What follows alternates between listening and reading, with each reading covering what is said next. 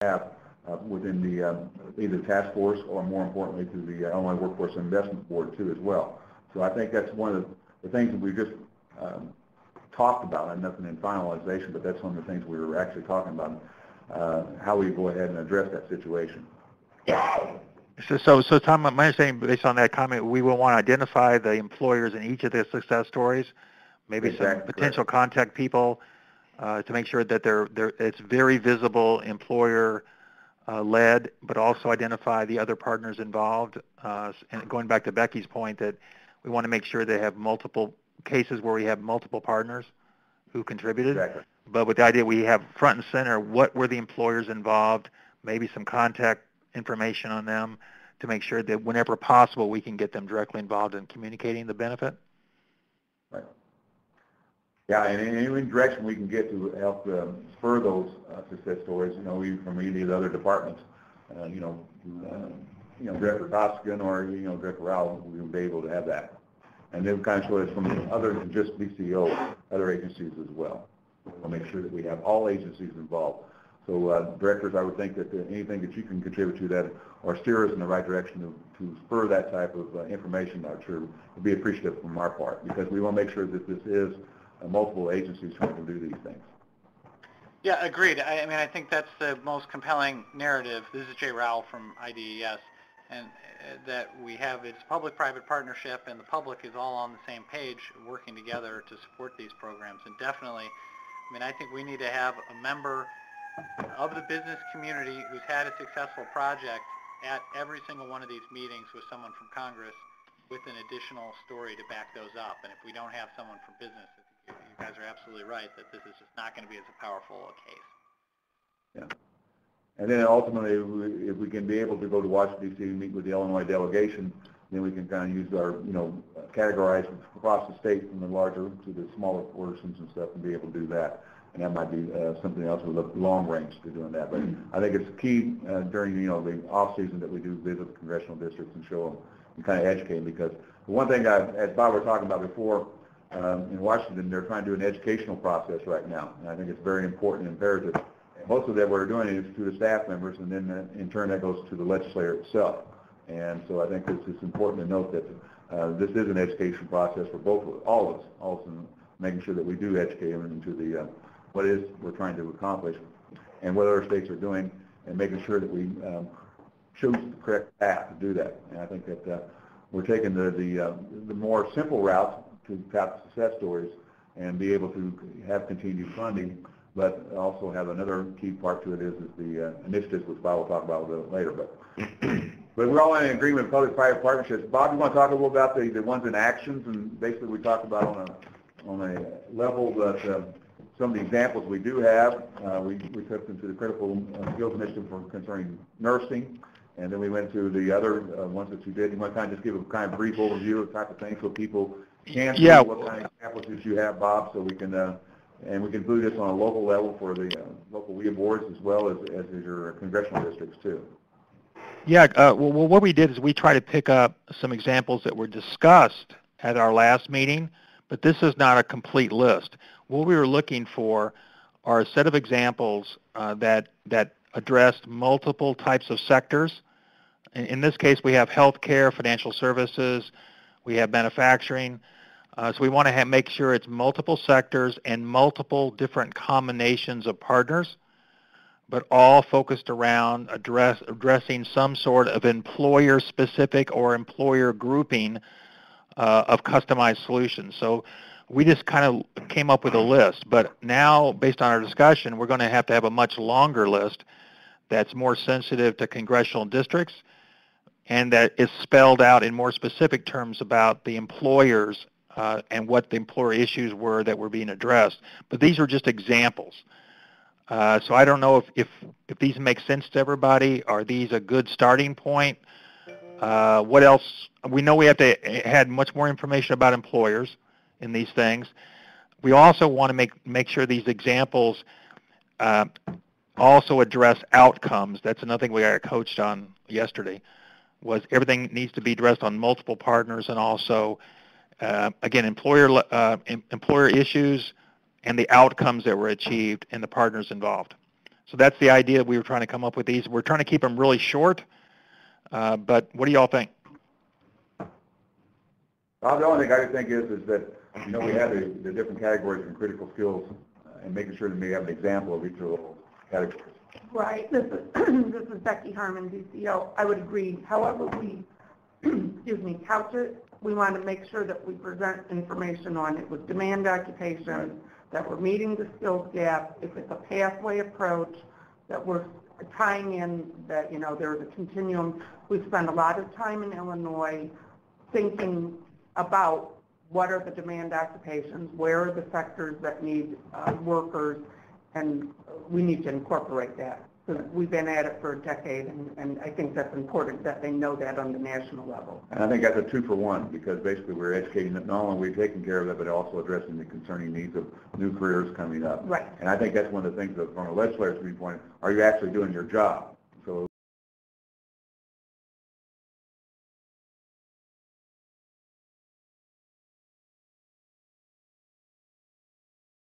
also be making sure that we can have to meet the flexibility they have in other areas as well. So maybe Bob, would you agree, sir? Yeah, the other thing I was thinking about adding, like for example, we could add one on Chicago Career Tech.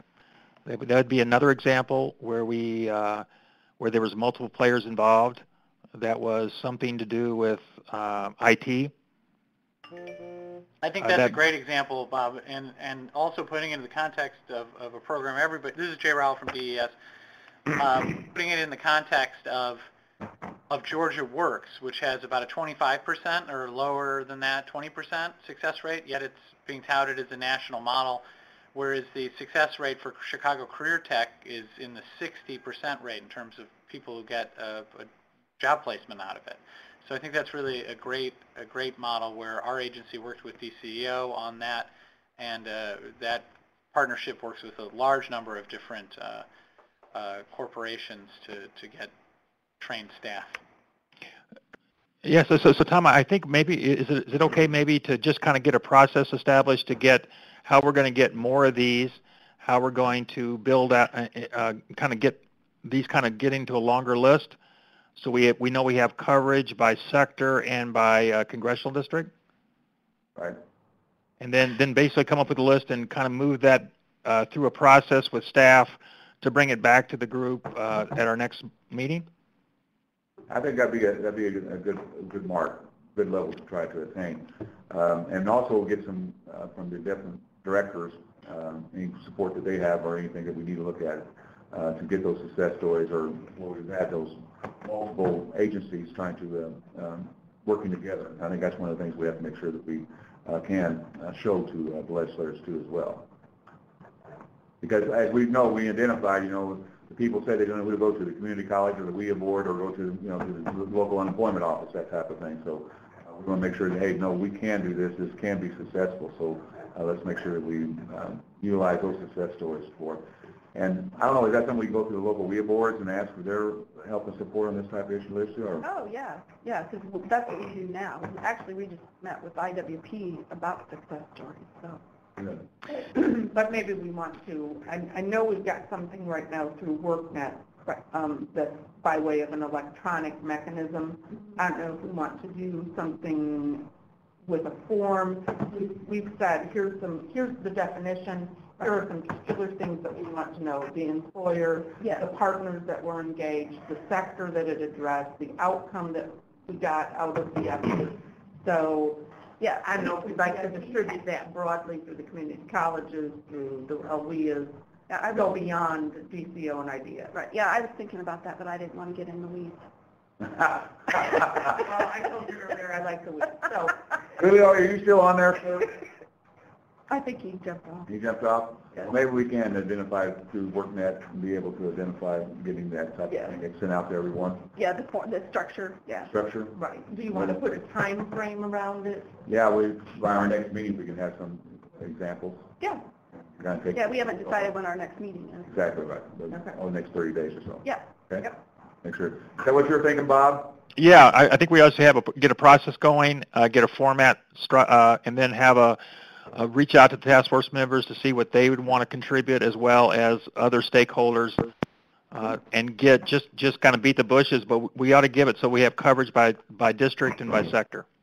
Hey, Tom? Yes. Yeah, this is Don.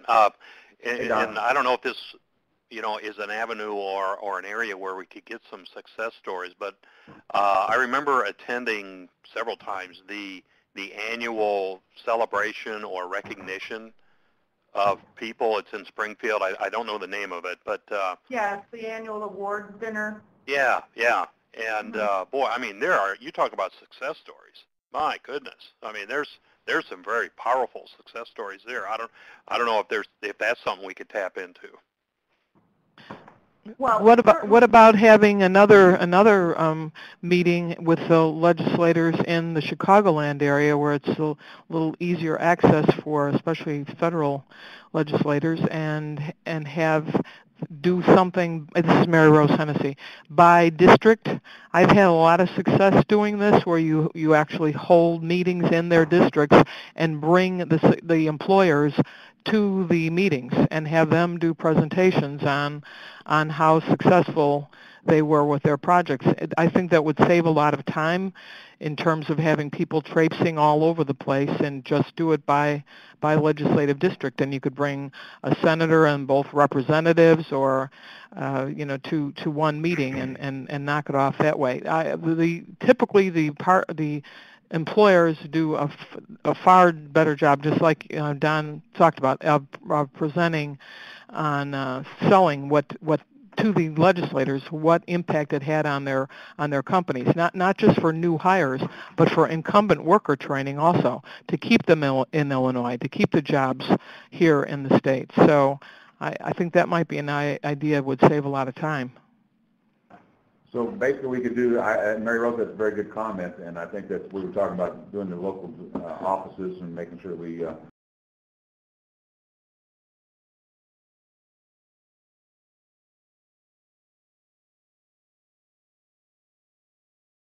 I listen to them, but I listen a lot more of my local manufacturer down the street. I really tired calls about learning. We're listening. Yeah, 2,700 jobs. That's Bob Carlock with the community college, so he's talking about how he identifies with the employers too as well.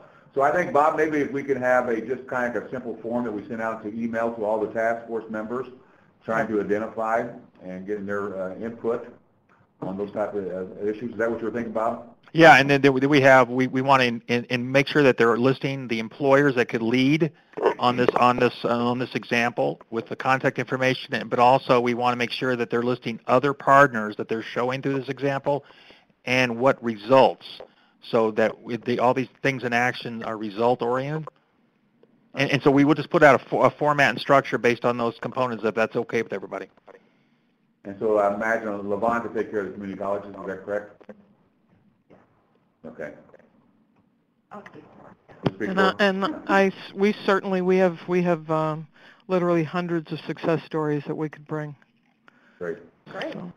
Well, I know that the colleges have their own success stories and the different agencies as well, so I think we're just make sure that we get them and kind of coordinate them as we go along with the process. So, yeah, there's a big one down in where we were involved in it at the Harlan Hospitals down in Marion, where they partnered with the SI Connect. They've been working, our group's been working with SI Connect also.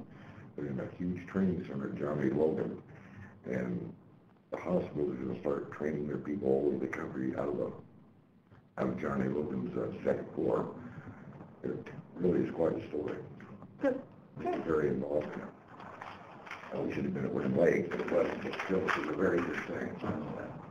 That was Bob Carlock talking about some of the initiatives that they've done in John Logan College as well, but that they help and support too with those initiatives as well. So I think we get those out to the different partners and the stakeholders we have, which is defined in the public-private partnerships, to make sure that we get that form sent out to them. I think we get a good feedback from there, and then we can have it and kind of see what we have and condense it to the format we need by the next meeting, and then we can have discussion at the next meeting with that concerning that issue. So, Bob, you want to go on? Yeah, I was thinking about now on this topic. So really, for the showing the success stories, all we're dealing with is number 1 and number 2. But through this task force, when we get to the point, like Director Rowell said, when we get to the point of people asking, well, what to do more of this or to do it better, what can be done legislatively, then we need to have a short list. Right. And so what we're proposing on the short list under public-private partnerships are 3 general bullet points. And those are a better flexibility, like what Mary Rose was talking about in terms of incumbent and other things. That's flexibility we had with 10% funds, but we don't have the flexibility to use WIA funds and other things really for incumbent. And we also have very little flexibility in terms of all the different types of ways of training. So number 1 is better state and local flexibility in the use of funds to coming up with customized employment and training solutions for employers. That's number 1. Greater flexibility, like Tom just mentioned. Second of all, we've lost the 10%, the statewide funds, which are our most flexible source. And third, we don't even have enough money, state and local, to deal with the level of shortages and skill issues we're dealing with across multiple sectors, even when we had money. And because a lot of these legislators are getting overwhelmed with stories about employers in their area that are not finding qualified people, and employers are finding this thing as well. Again, we have to somehow address those kind of things. So we were just dealing with 3 possible bullet points for if we get the question, if we want to do more public-private partnerships that do the things like these success stories show you, what would be needed? And so we needed to have something to answer that. So we just came up with 3 things that were listed in our last discussion, but what do y'all think? This is Ralph from IDES. I like the first 2 of them. I'm a little concerned about the third one in that the funding levels are not sufficient. And although I certainly agree with that, I just wonder in this era of sequestration, which is when they'll be voting on this with those cuts going into effect in 2013, I don't know, I think we have to work on the phrasing of this. So we're asking just for funding back to the levels it was, so that the replacement, the 15% funds, or we're asking to not have these programs, which there's a bunch of bills in the House, to block grant them, and or what? I'm not sure exactly what the right way to word it is, but I'm just concerned about us asking for more money, as I think Okay. an era where there's going to be less money, so maybe we should just fight for what we had prior. And then in addition, I'd like to include that they continue to fund the Wagner-Pizer services in this as well. Okay. Any other comments? Yeah, I totally agree with that statement. The last one there, it is it really realistic that we can go and demand? I don't want to say demand, but try to get more funding for this. I think that's probably the wrong avenue to go, and maybe different wording would make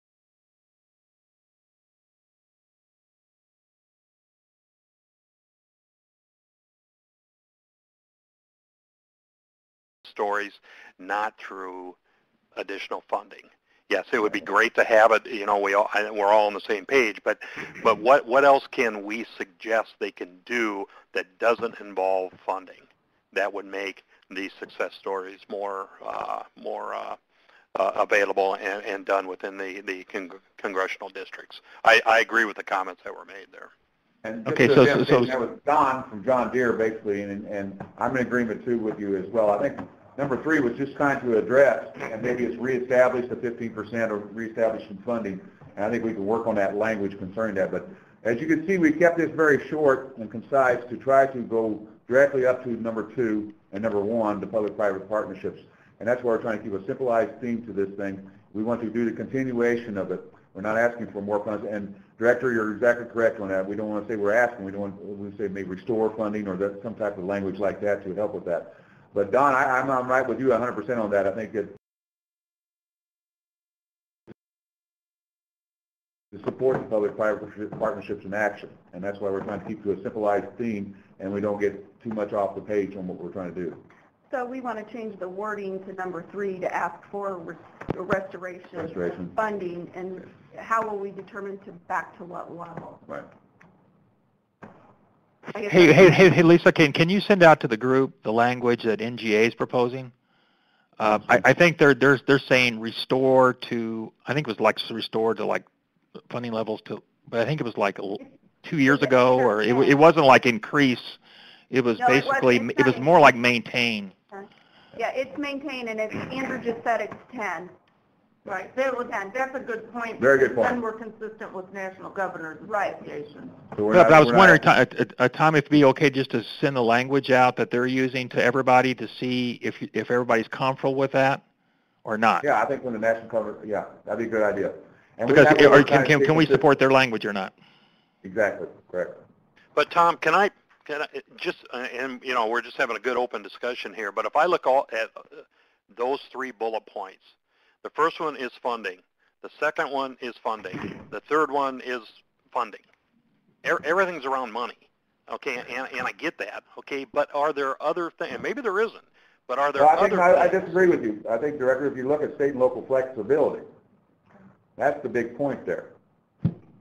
Well, and maybe the first one is... We can emphasize some more on flexibility on how it's wording there or something. Well, yeah, I guess on the first one, because one of the things that we talked to NGA about, and I'm sorry, this is Lisa, earlier this week was administrative flexibility.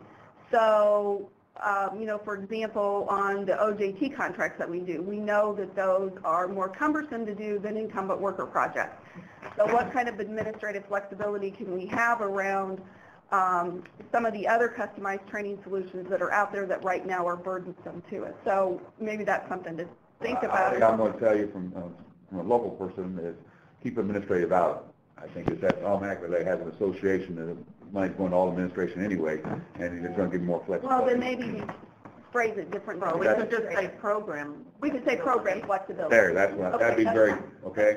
I'm just telling you from a buzzword. Yeah, that's okay, and that's good to know. First thing I look at when I'm in our board meetings is what the administrative cost is and how much money is going to the trainee. Right, and that's a good point, because it is more programmatic than it is. That's a good word for it. So I'm sorry, Director, I didn't mean to interrupt you, but I do see your point. But I think, and as if you remember from my conversation from starting the meeting was the flexibility that I call it, as much as about the new funding or restoration funding. It's the flexibility is a big initiative in order to do this, because we know the barriers we've identified in our last meetings that we've had. And I think that, you know, being able to adapt the different type of skills that's going to the training for, because every manufacturer has a different type of welding program that's needed, or a different machinist is needed. So this is the type of thing we're talking about, the flexibility, what's going to be done.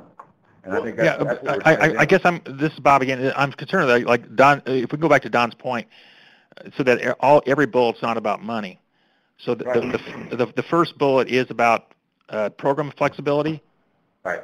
Right. And then the second, then we need to come back to Don's point about not having, if we have 2 bullets and one's about money, maybe that's too much money. But are there other things other than money? I think that is an excellent point, that we shouldn't have 3 bullets about money, and I think the point about flexibility is a key one. Sorry, I keep forgetting. J. Rowell from DES. But maybe there's a way to sort of blend flexibility with money. Not only is it the flexibility to pursue some innovative projects, but it's more flexibility with what the reporting requirements are to the feds, because so much of our time is spent checking off boxes on reports that don't really show the value of these programs or reinforce how much they help business. So maybe it's a broader flexibility on the reporting requirements as well, which essentially would free up more money if we could have some flexibility from these burdensome reporting requirements. Exactly. Very good. It's Bob Carlock. Don't most of the SDAs do a return on investment? Well, they have performance reports. I get nervous, this is Becky from GCO, when we talk about return on investment, that term gets used pretty loosely on all levels, not just our organization, but everybody. A true return on investment is a very precise calculation about money returned to the tax base, money saved from the not having to pay a benefit over a period of time because somebody's returned to work. So I think from a Title I standpoint, but there's a certain level of difficulty for us to make a true return on investment calculation because we don't have access to how much was a person's food stamp benefit cut because they returned to work? How much did they actually pay in taxes based on a salary obtained over a 2-year period? There are calculations that we've done about the benefit of training and the increased wages based on one type of training versus another, or based on no training versus training. So if people want to commit to a return on investment, I think they just need to be willing to defend it however they've made that calculation. The question I have is whether it's worth dogging out on here. I think the performance is. If in fact you are going to a committee and you're going to show them how successful the program has been, if there is a positive return on investment as defined by our agency, Yeah, okay. will that help or will it hurt? I'll be honest, I sit through meetings weekly at the college. The only numbers I really respect are the ones I do, because I have checked over numbers many times. But a lot of times I have noticed of legislators, senators, reps, whomever at the state level, like to see those kind of things. Right. Well, I agree. I agree. It's just having a comfort level with what you're calling a return on investment.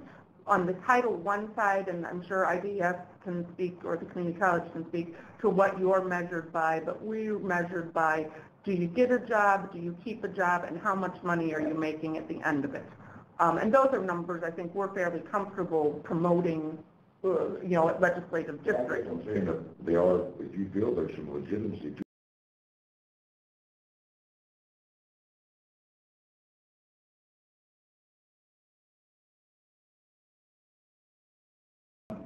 But the legislative barriers that we have here, and let's just make this a little short paragraph, make it nice and sweet. You don't have to have a bullet point to it and everything else and stuff. We can continue with these programs where we have the restoration of funds and then have the program flexibility in order to meet these public-private partnerships and leave it at that. Because honest God, that's the only thing that legislator's going to pick up on.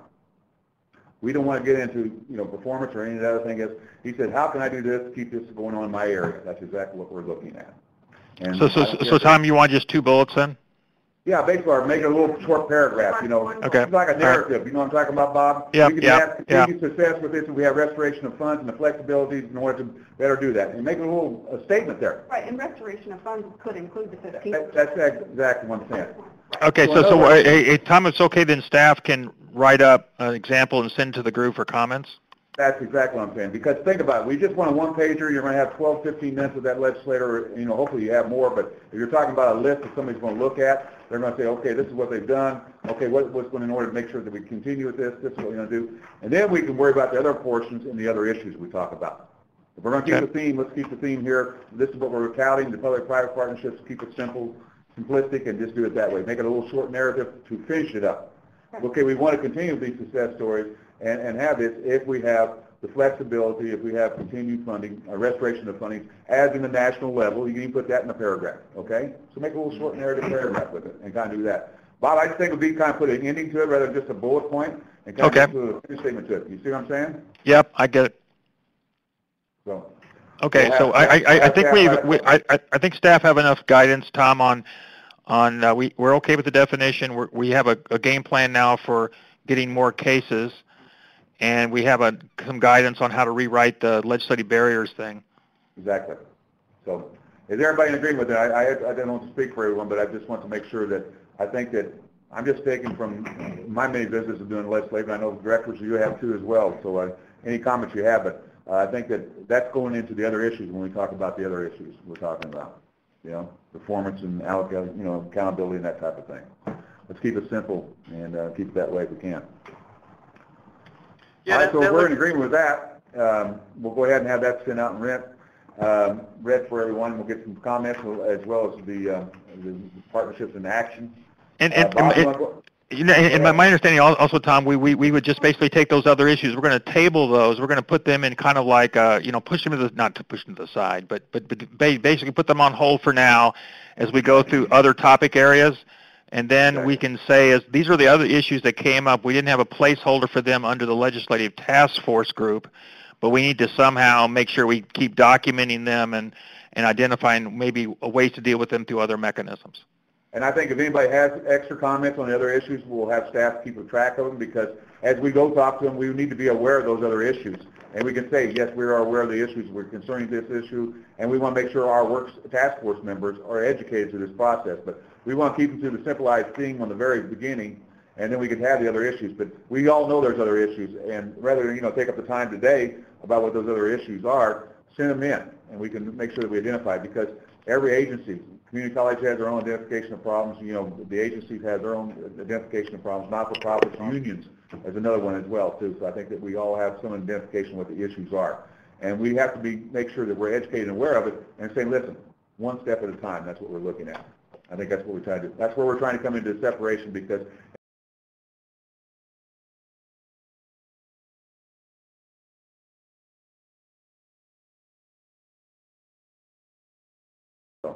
Bob, go ahead. Okay, so now if you're on the agenda, we've now kind of beaten up the public-private partnership discussion.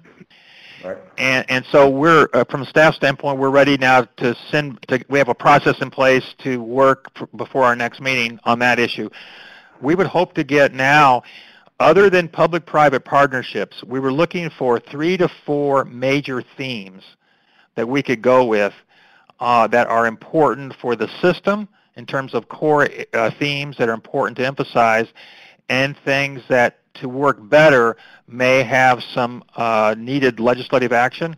So other than public-private partnerships, are there any additional topic areas, priority areas, that we should work on as a task force? Hey, Bob, just a minute. Yeah. Mark's going to give you that sharing thing so you can type whatever you want. Oh my gosh. You're going to have me do it technology now? Yeah. Well, yeah. Well, since you got power steering, it's time for you to... I know, but that was just recently, though. Okay, so everybody can see that, and then you can, if you want, just type away. Yeah, and so here we're just trying to get, don't worry about we just want to get a list of other possible issues like public-private partnerships that we should attack as a task force. Other ideas?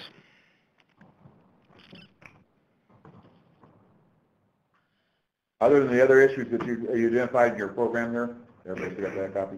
Well, these are issues that we're saying when we go out and speak to them, we want to make sure that is in future legislation. Exactly. Right. So obviously demand more focus on sectors and demand occupations. That's important to the Title I training side of the operation, and that we would like to see legislation that more directly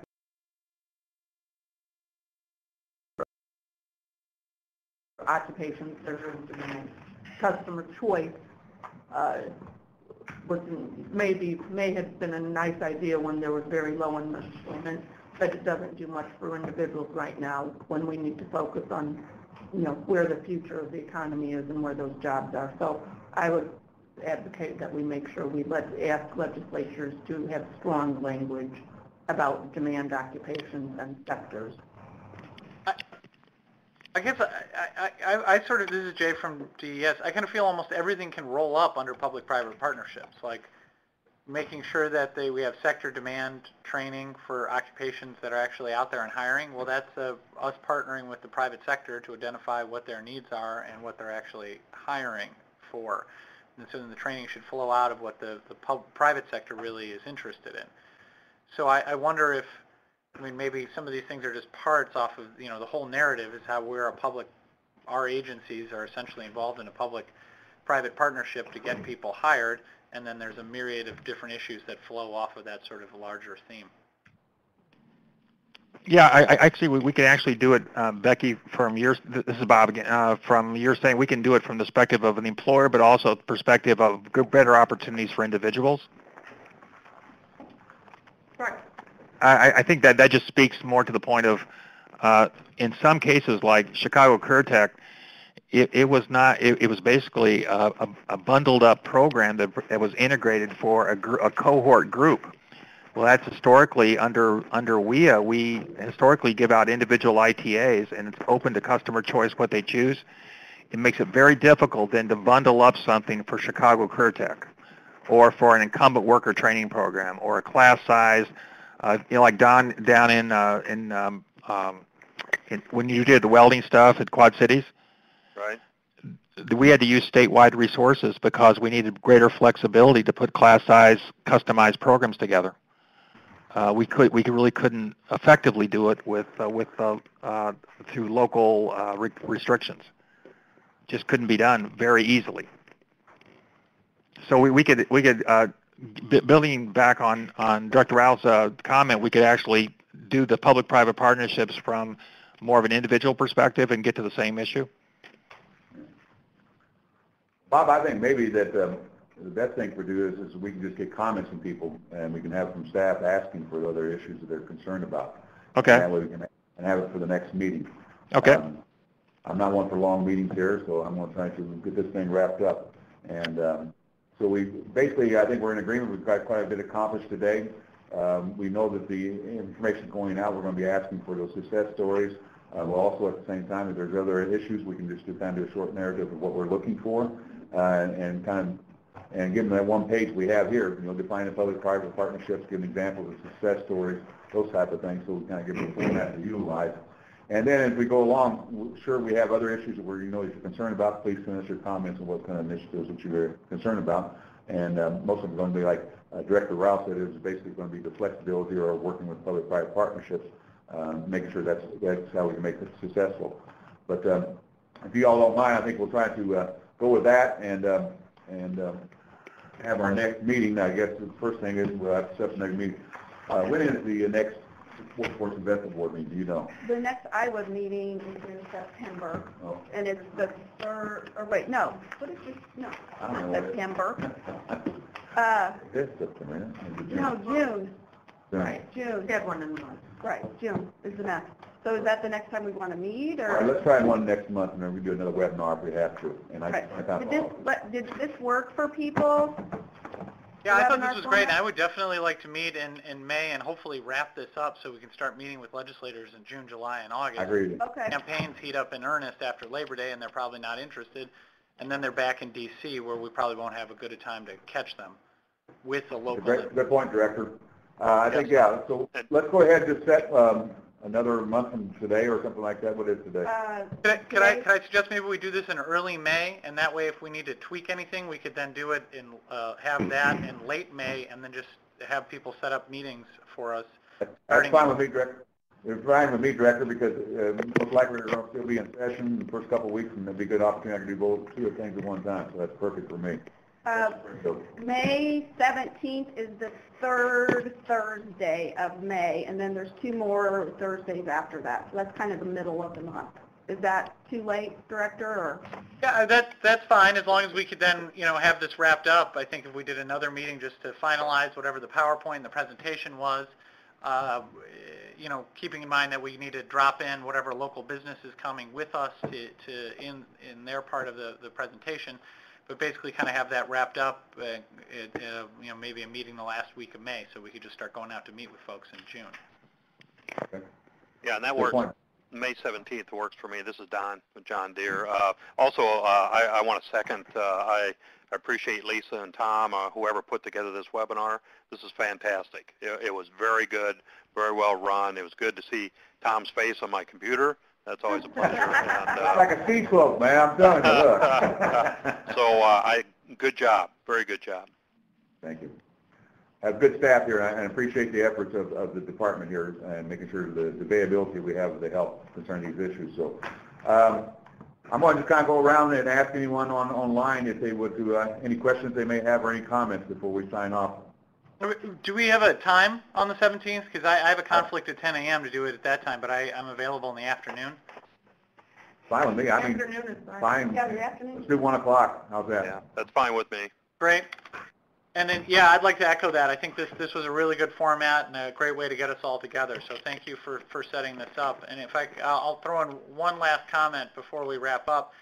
I think basically the task force outline that you put together is a great way to write the presentation. The only thing I would add is just on the front end, if we could do sort of more of a general, maybe a process flow, of how, DCEO, the local WIBs, the community college boards, and DES all work together on this, so they kind of get the big picture, and then we could kind of go into the details from there. So like a short narrative paragraph beforehand, that type of thing. I got you. Yeah, I see what you're saying. Directly. Yeah, and, maybe, definitely something for the one-pager, but maybe if we're doing a 15-minute presentation, that we have a couple slides or whatever discussing. We can do a little narrative. Good idea. Good idea, Director. Because I just, in some of my meetings with legislators, and frankly, I think with some of our own staff here, it's a little confusing exactly how we all flow together. And so to have be able to tell that to a legislator that we are all working together on the same page, I think will be more compelling to them to actually want to fund these programs. Okay.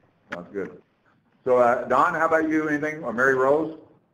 I think it was a good meeting. I appreciate the direction to get this done ASAP. I don't think this should be real tough to do.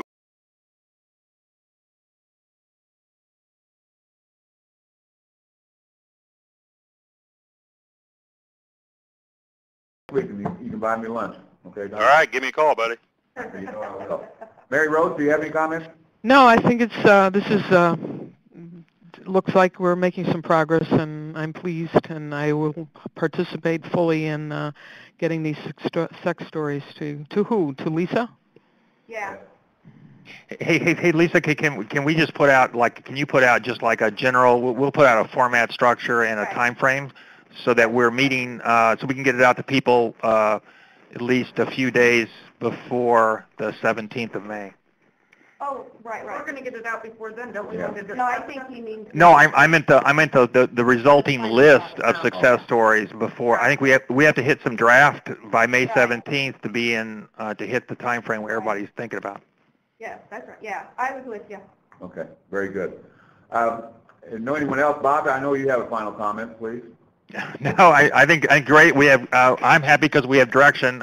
Thanks for giving the staff the direction to move on this one. So I think we're in good shape. All right. I want to thank everybody's time today and look forward to you May 17th at 1 o'clock. And thank you for your time today. Okay, thank you. Bye-bye. Bye-bye.